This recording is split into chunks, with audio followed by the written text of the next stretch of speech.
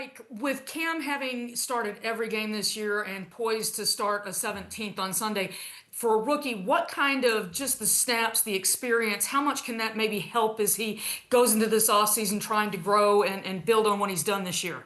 Yeah, I think the entire season is really going to help him for his future, and that's one thing is the experience and playing the different schemes and improving as the year went on.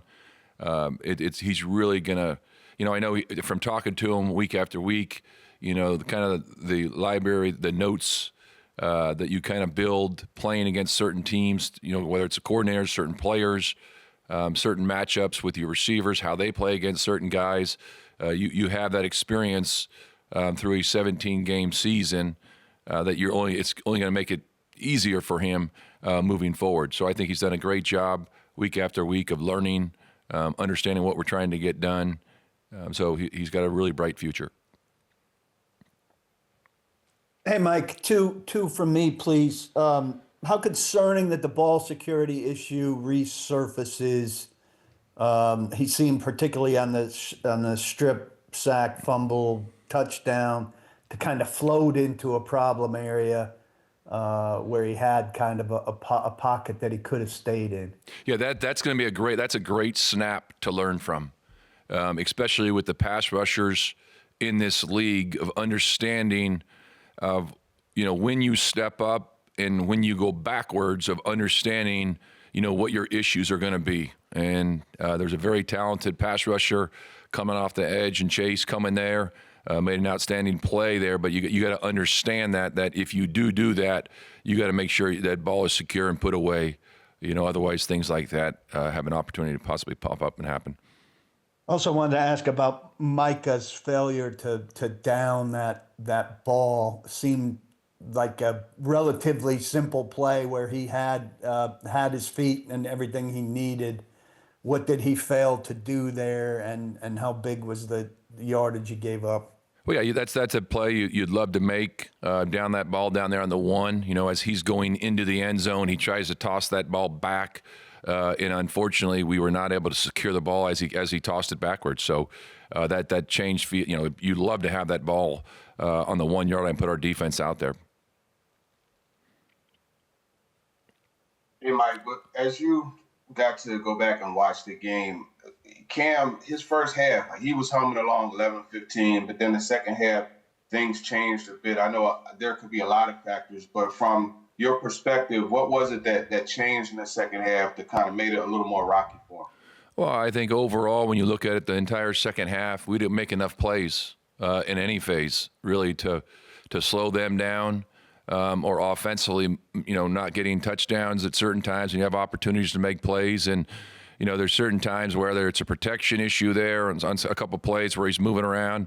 There's a number of plays, not a number, but a couple plays that were covered. And there's an opportunity or two to possibly check the ball down the back to get the ball out of your hand. And then also, I'm sorry. Also, with the run game, it seemed like the carries kind of decreased a bit in the second half. What was behind that? Was that just trying to get Cam going in the passing game, or what? No, you call the game. Bo calls the game accordingly on how it goes, the flow of the game, and what you think is best at the time, and that's how we called it. Mike, after the game yesterday, Cam said something along the lines of one of the best things about this team is that the players know change is coming soon. I'm curious how you've balanced the optimism of that, the knowledge that the players have that change is coming with the present. Like, what are the tricks to keeping players engaged while also not deflating that knowledge that they're building to something more? Well, everyone understands, everybody's got a job to do. And you only get so many opportunities to play games week in and week out in the NFL. And you've got to make the most of every one of them, regardless of what your record is, regardless of where it is in the season.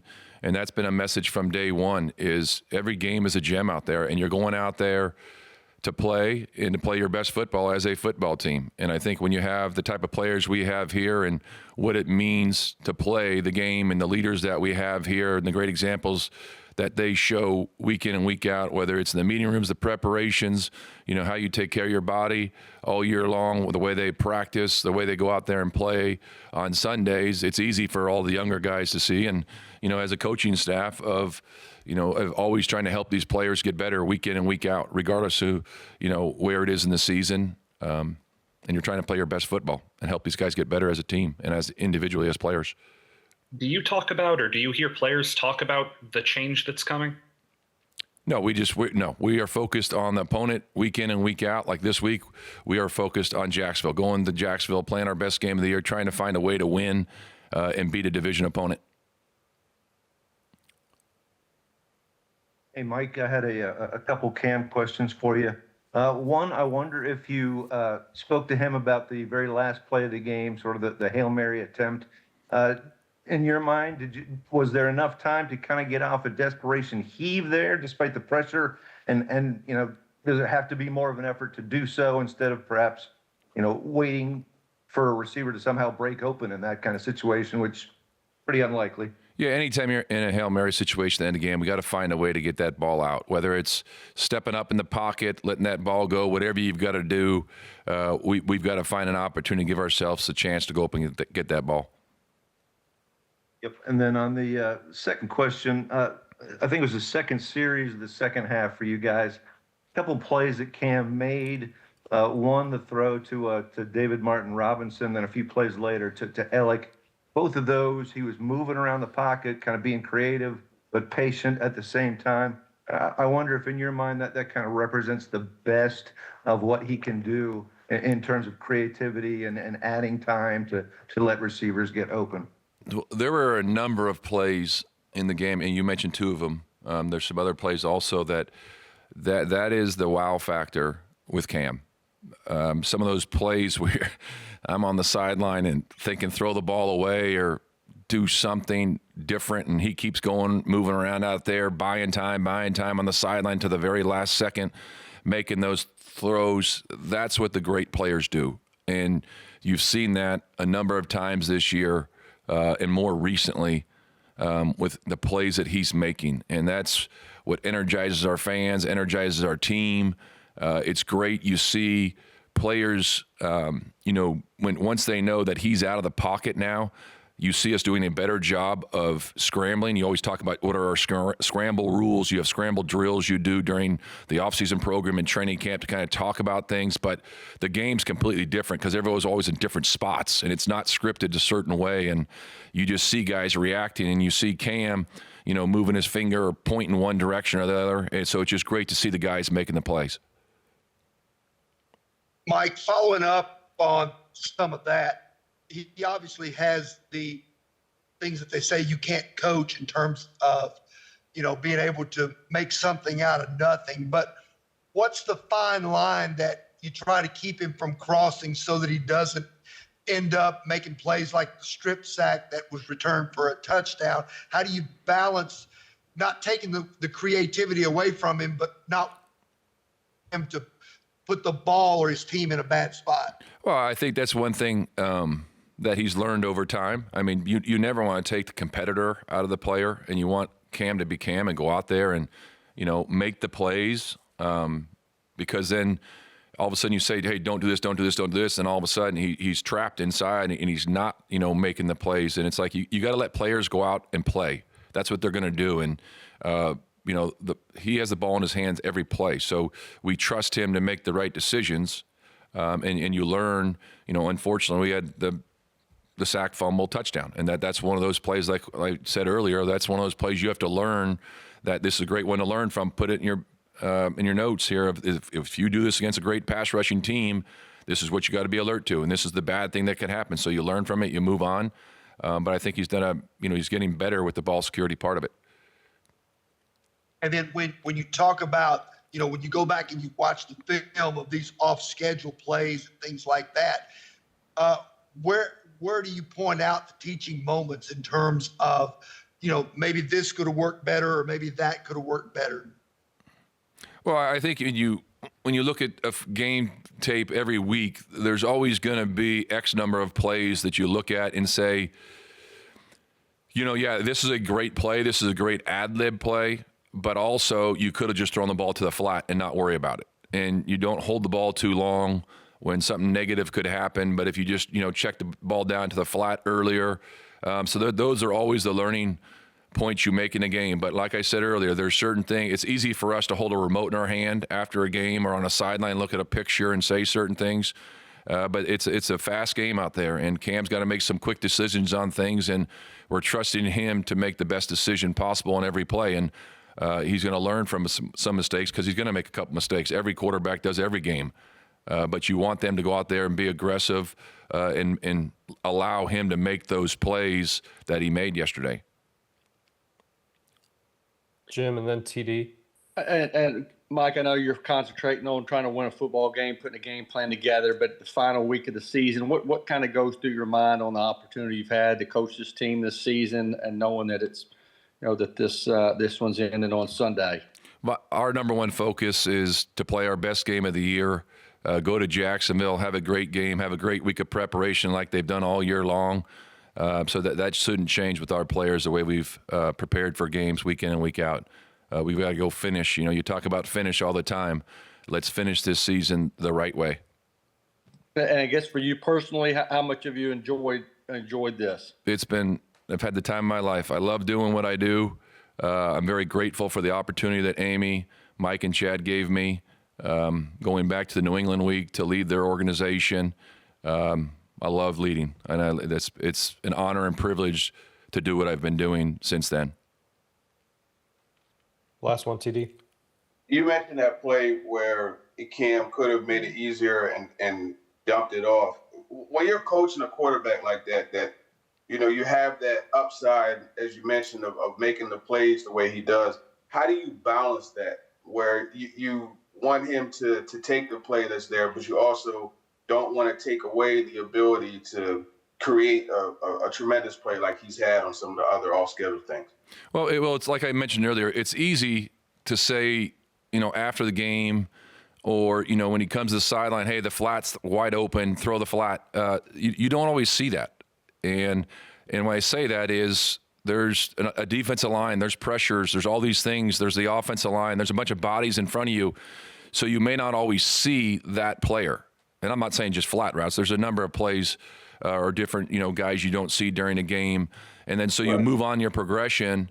But I think one thing, and we've talked with you guys a number of times about it, is, him getting the ball out of his hands quicker. And I think that's one thing he's learned throughout the year is the importance of getting the ball out of your hand and playing in second short to medium or third and short to medium, instead of waiting for that big play sometimes and just getting the ball to your hand, taking completions. And I think that's one of the reasons why, we've been scoring the points the way we have the past couple of weeks, is him being, making good decisions, getting the ball out of his hands and staying ahead and down in distance. And it helps the third down in a game. But as far as like the dialogue is concerned, is it as simple as, hey, listen, I know you can make a play and I know you're looking for the big play, but you got to look for this, and I understand you might miss it, but you got to look for this, this, and this at times as well. Like, how does that dialogue go? Oh, that's simple. I mean, a quarterback comes to the sideline, you sit down with them. I'm a big believer of, talking through every play with them and listening to what they see.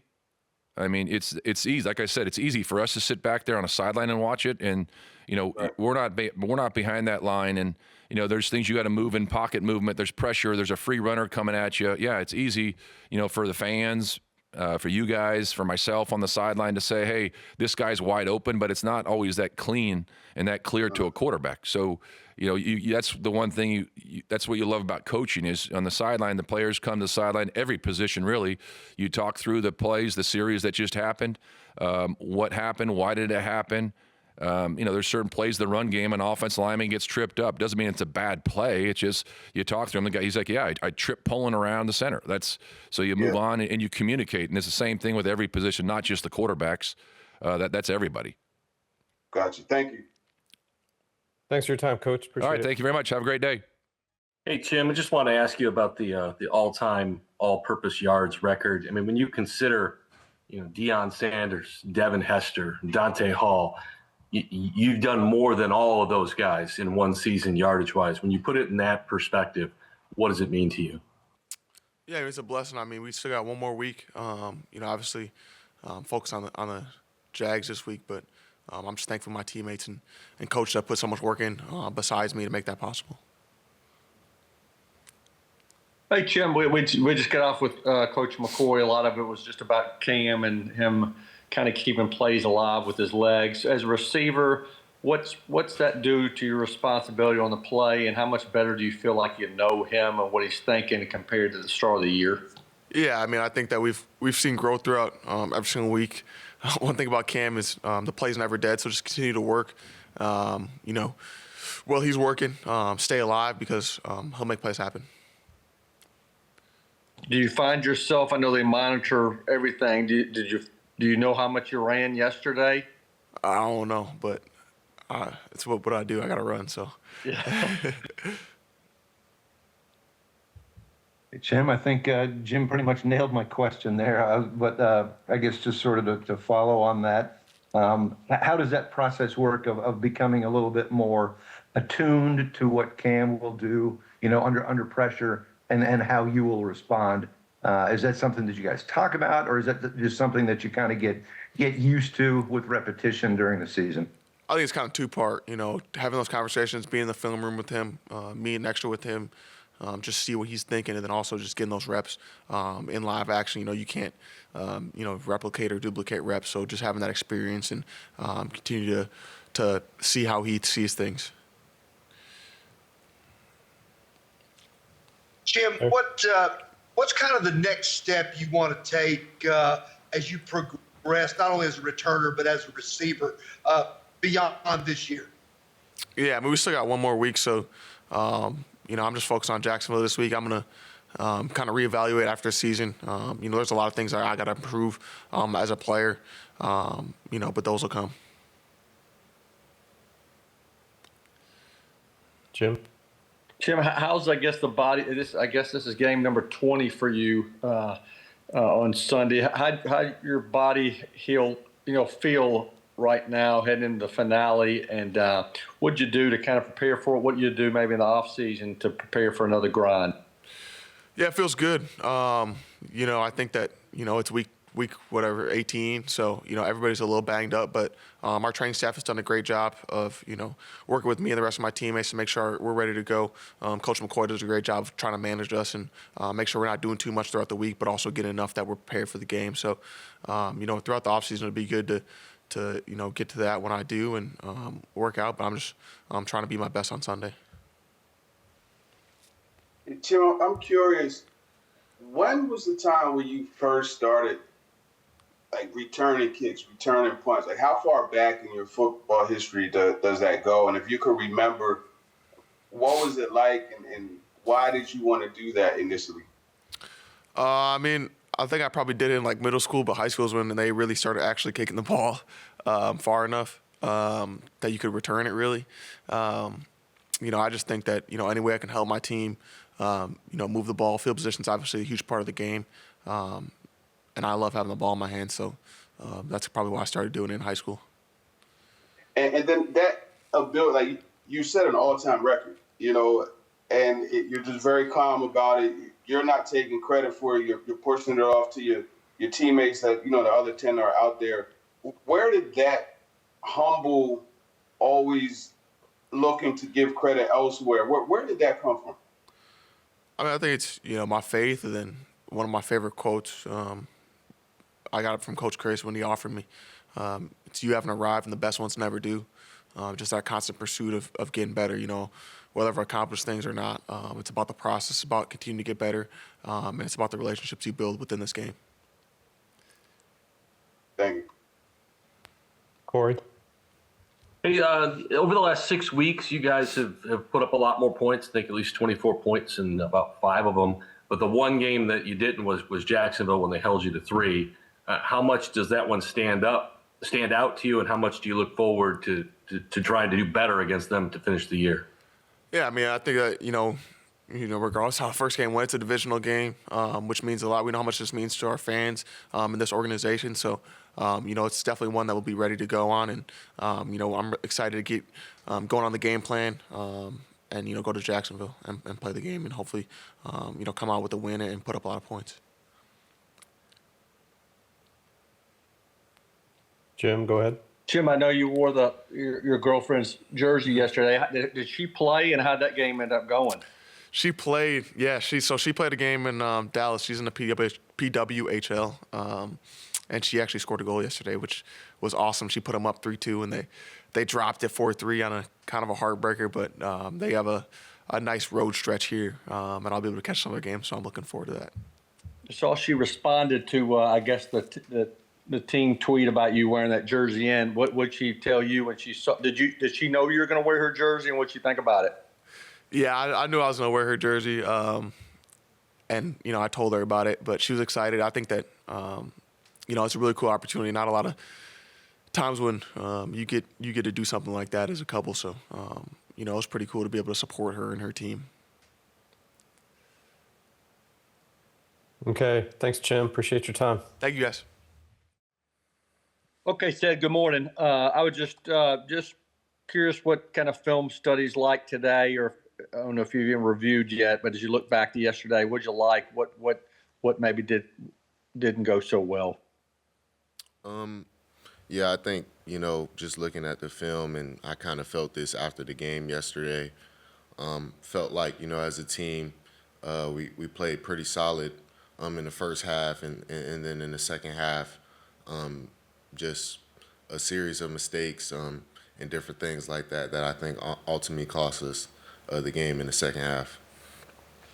And obviously you played football for a long time, heading into a finale where things are going to look different the following year. What kind of goes through your mind? What's the locker room feeling like as things are going to be different next year? Yeah, I think we're just focused on this last game ahead of us, trying to go out there and finish up the season the right way, and win the game. And when the off season comes, it comes. Hey, Cedric, Corey Curtis here. This is your first time playing. I think you've played 16 of 17 games to this point. You played one of the most violent positions on the field. How have you held up physically, and what is recovery like for you at this point? Yeah, definitely. Kind of have a weekly schedule that you kind of go by throughout the year to kind of keep yourself healthy and ready to go. Just doing different, recovery things in the training room or in the weight room, and different things like that. Just trying to find ways to keep my legs under me and different things like that. So I think I've, found like a schedule or a weekly ritual that I'm, comfortable with and has worked for me this season. And with Jacksonville this week, watching them kind of evolve this season, they look like one of the more physical teams in the league. Is it a different kind of game you've got to prepare for this week? Yeah, I mean, it's a divisional matchup. I think those games are always going to be physical. Jacksonville has been a very successful team this year, playing a good brand of football. So we're definitely going to have to come prepared and play physical if we want to have a chance to win. Hey, Sid, when we talked yesterday, you talked about talking to the young DBs about kind of what unfolded for them in a difficult game and everything. Have you had those conversations? If not, when will you have them? And how's it received by those guys? Where do you go from here? I think that's just conversations that we'll have throughout the week as a defense as a whole, and just go over kind of what happened in the game. What kind of effect do you expect that has, and how much better can things get for young guys who are so inexperienced over the course of a week when a team like Jacksonville is looking at what happened to them and trying obviously to exploit it? Yeah, I think, every week we just come in and we try to prepare our best for the team that we have at hand. And that's what we're going to do this week. We're going to try to get everybody as prepared as possible so we can go out there and put a good product on the field and be competitive. Said, I think you sit at 156 for the tackle total. The record of, I think, 164. Aziz Al-Shire set it in 2023. Do you think about that at all leading up to the game? Obviously not during the game, but leading up to it. And what would you, like, how excited would you be to be able to set the franchise record for tackles in only your second season, your first full-time season? Yeah, I definitely would be lying to you if I didn't think, about that at all. But at the same time, I think, I just got to be me. I don't have to be extra. I don't have to do too much or anything like that, trying to chase a record or anything. I just feel like if I just be myself, I'll keep being successful. And obviously breaking a record like that would definitely be huge for me personally. So, definitely hoping I'm able to get it this next game, but I'm not, going out here chasing or nothing like that. I'm going to play the same brand of football I've been playing all year. Terry? Cedric, one of the things I know you said you wanted to work on at the start of the year was your improvement in covering passes and things like that, because you'd always been kind of a downhill run stopper. How do you feel like you've done in working on your pass skills, and what do you feel like are the next steps for you in your game to continue to ascend? Yeah, I definitely feel like that's something that I've, developed and gotten better at throughout the season. I still believe I have a lot to clean up in that department and to get better at. Some of the things that I want to get better at going into the off season, I just getting better at anticipating, different routes and seeing different things a little bit quicker. That's kind of like one of the biggest things that I want to get better at pertaining to the pass game. John?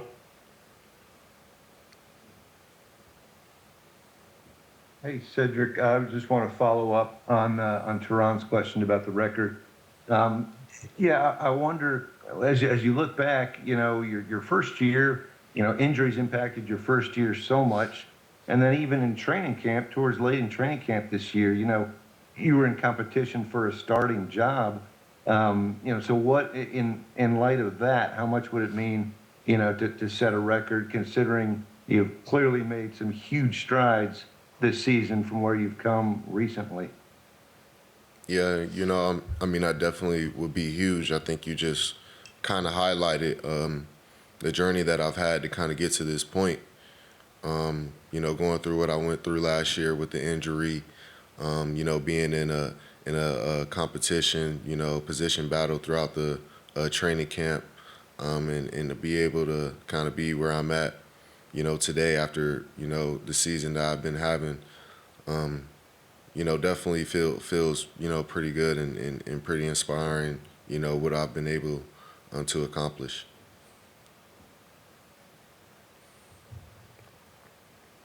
Okay, I think that does it. Appreciate your time, Cedric. Thanks a lot, Sid. Thank you. Appreciate it. Thanks, Ed.